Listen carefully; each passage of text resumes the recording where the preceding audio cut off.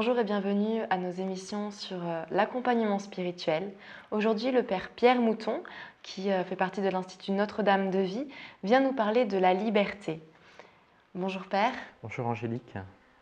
Mon Père, qu'est-ce que c'est vraiment la liberté humaine et est-ce que cette liberté peut être sans limite? Alors la liberté humaine, on pourrait dire que c'est ce pouvoir enraciné dans la raison et aussi la volonté qui nous permet d'agir ou de ne pas agir, de faire ceci, de faire cela, en fait de poser des actes vraiment délibérés. Oui, c'est un pouvoir, c'est un don que nous avons, que tout homme a. Et en même temps, on peut dire que je crois que la meilleure notion pour définir la liberté humaine, c'est la notion de mystère, qui est liée au mystère de notre création, créée à l'image et à la ressemblance de Dieu, qui nous a créés libres, raisonnables et libres. Et en nous, c'est la volonté, qui est la faculté d'aimer, c'est la volonté qui est libre. Alors, est-elle sans limite, cette liberté? C'est une vraie question que nous sommes toujours amenés à nous poser et nous voulons ou nous voudrions être souverainement libres. Mais en fait, je crois qu'il faut vraiment rappeler qu'un seul être est souverainement libre, c'est Dieu lui-même. Lui est souverainement libre. Mais nous, parce que nous sommes des créatures très aimées du bon Dieu, et pas n'importe quelle créature, nous sommes créés à son image et à sa ressemblance. Nous sommes libres à l'image du Dieu qui est souverainement libre, mais notre liberté est limitée, elle est bornée, elle est limitée. Et du coup, est-ce que c'est Dieu lui-même qui veut limiter cette liberté? Est-ce que ça signifie qu'on a toujours sinon des choix à faire entre le bien, le mal? Alors en nous créant, Dieu nous a voulu libres, parce que, j'avance un petit peu dans le débat, mais il faut être libre pour aimer, sinon on n'aime pas vraiment. L'acte d'amour est un acte libre, on ne peut pas contraindre quelqu'un à aimer, pas même Dieu. Voilà pourquoi Dieu nous a créés libres, mais en même temps, il a soumis l'homme, Adam et Ève, le récit de la Genèse, il a soumis à une épreuve, comme les anges aussi ont été soumis à une épreuve, et c'est vraiment l'épreuve de la liberté. Alors, on se rappelle les paroles de la Genèse, vous pouvez manger de tous les arbres qui sont dans le jardin, mais de l'arbre de la connaissance du bien et du mal, vous n'en mangerez pas, car, j'ajoute, si par malheur vous en mangiez, eh bien vous connaîtriez la mort. Et on connaît malheureusement la suite. À cette épreuve, à cet examen de la liberté, ben l'homme a échoué. Adam et Ève ont échoué. Alors les conséquences sont très très lourdes, en particulier au niveau de cette liberté qui était un don premier de Dieu. Ça veut dire que désormais, ben, l'homme qui a échoué dans cette épreuve de la liberté, sous l'influence du serpent, autrement dit du diable, du diviseur, eh bien, désormais, l'homme est dans une situation d'aliénation. Il n'est pas, non seulement cette liberté première a été entravée, mais désormais il est esclave du péché, esclave aussi de ses tendances mauvaises. Et dès le départ, on peut dire que cette question du choix se posait. L'homme a péché librement.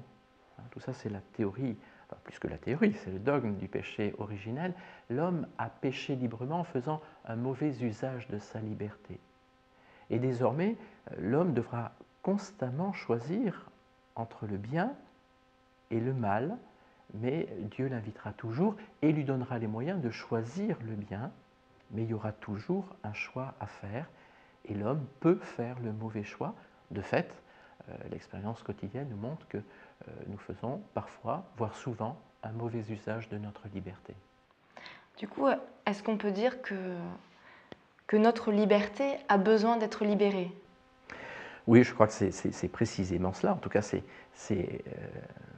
l'évangéliste Saint Jean, mais aussi Saint Paul, nous montrent que effectivement, nous avons besoin d'être libérés.